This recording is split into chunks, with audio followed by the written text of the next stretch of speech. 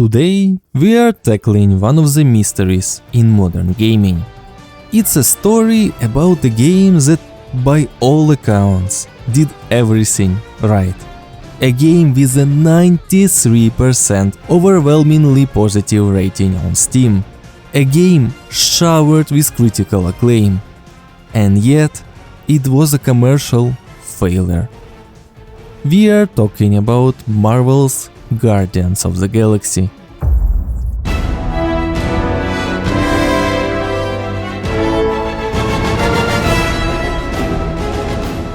A game that should have been a triumphant classic, but is instead a hidden gem. So how does this happen?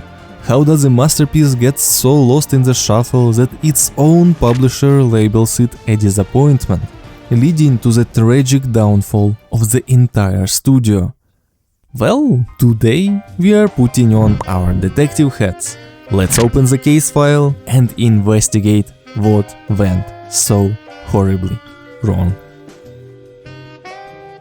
Our first and arguably most significant suspect is the colossal radioactive ghost of another game, 2020's Marvel's Avengers.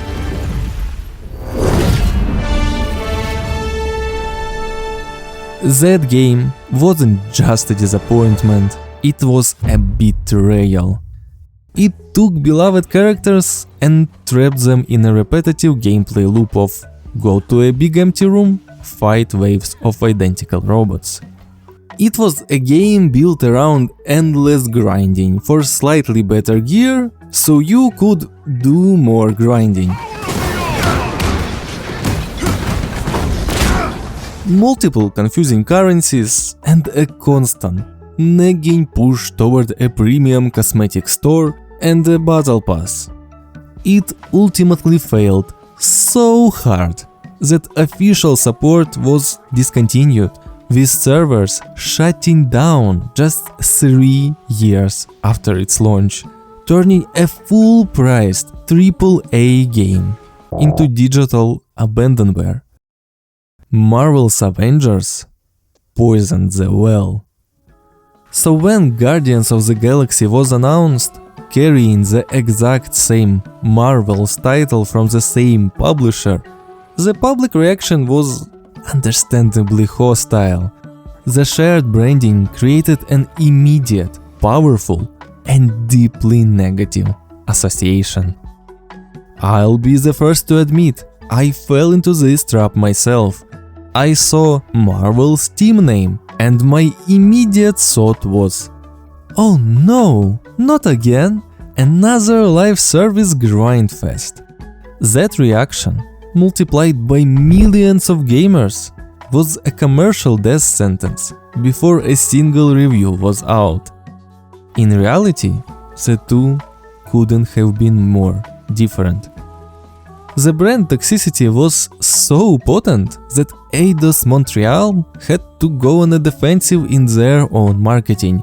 They started explicitly advertising no microtransactions, no online required. Think about that. They had to use basic industry standards as a selling point just to convince people this wasn't Avengers 2.0. The game was being judged and sentenced for sins it had not committed. I mean, you'd think it would be an easy thing to do. It's actually not. But you can't blame it all on another game's failure. The marketing for Guardians itself was a masterclass in misunderstanding your own product. The trailers focused almost exclusively on the chaotic, flashy combat. Imagine if the main trailer for The Last of Us only showed Joel shooting other guys. That's essentially what they did here.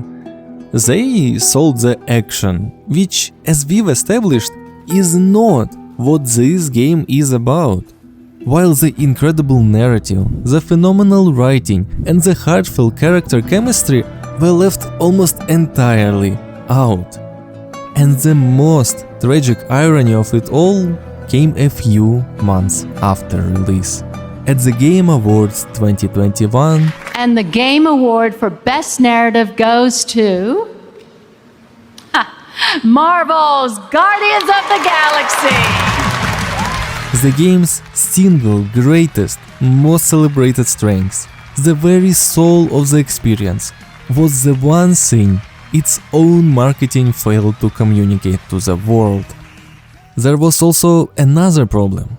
The MCU had created such a specific, beloved versions of these characters that any deviation was met with suspicion. The marketing failed to show why these new versions were compelling in their own right. Instead of showcasing their incredible personalities, we just saw them shooting lasers, leading many to feel that this was just a shallow, generic imitation. So we have this game fighting a toxic brand perception and its own flawed marketing. And then it was also thrown into an absolute slaughterhouse of a launch window in October 2021. Launching a new IP at that time was the video game equivalent of releasing a fantastic standalone blockbuster against the next big Avengers movie. No matter how good your story is, the franchise event is going to dominate. In the weeks immediately surrounding its launch, you had Metroid Dread, Far Cry 6, Battlefield 2042, Call of Duty Vanguard, and Forza Horizon 5. Halo Infinite was also just around the corner. Each one of these games had a marketing budget that likely dwarfed the entire cost of Guardians. It was the right game at the absolute worst possible time.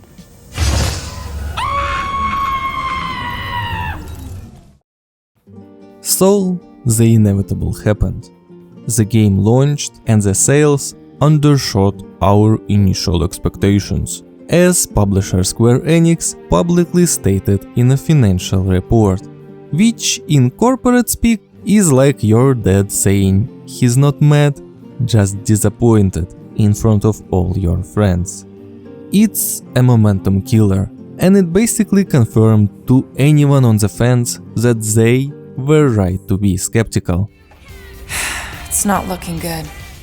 And the effects of that disappointment were immediate. It's clear that after the game didn't sell well, it was more or less abandoned. While you play, you'll notice the game isn't perfectly polished.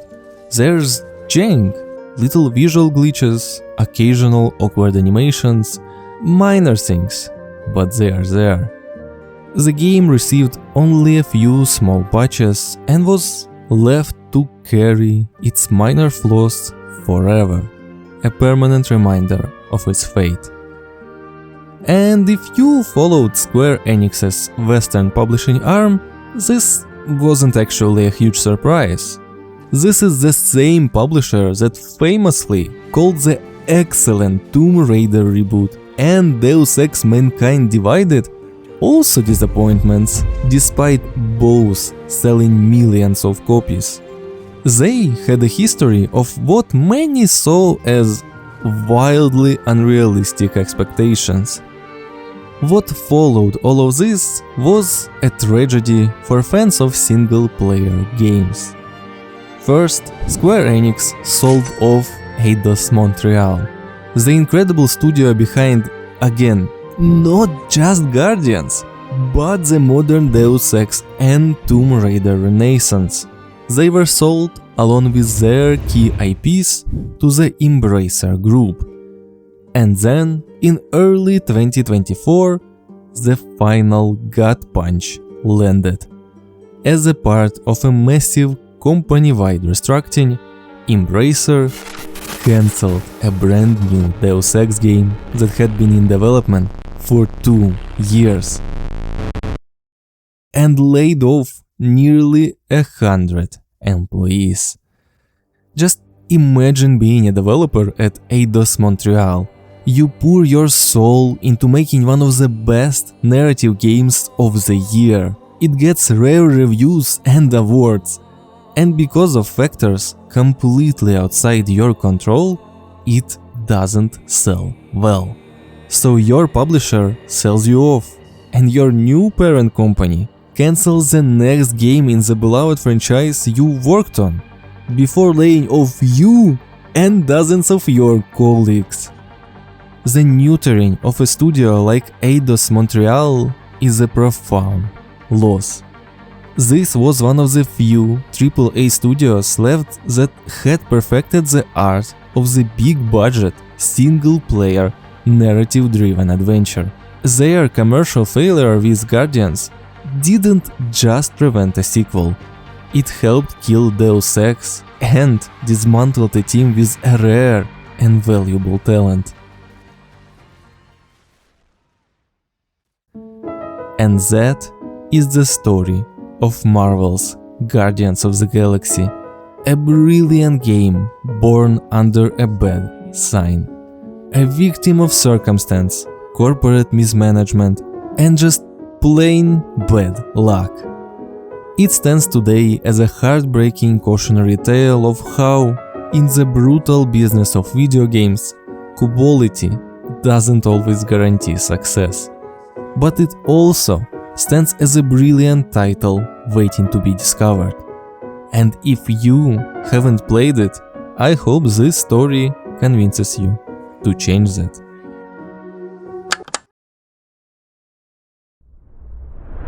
This is just the first piece of the puzzle. I have much more to say about this game. So if you want to see the complete picture, make sure you're subscribed. Thanks.